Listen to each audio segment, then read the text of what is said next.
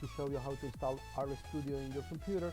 For that, we go to rstudio.com, find products, and here we will find different versions of RStudio. We're gonna select RStudio Desktop. If you choose to use RStudio Desktop Pro, well, you have to pay for it, but you will get support, extra support from the RStudio company.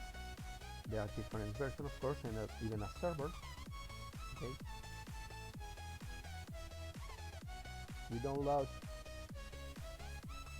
Studio for Windows, but remember, it's important to have a previous installation for R in your desktop computer or your laptop to run Rstudio. Okay. Wait for the download. Once it's complete, we will follow the normal procedure of installation.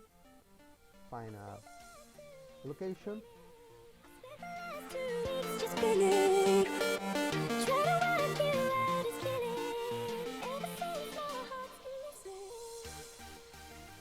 And complete setup.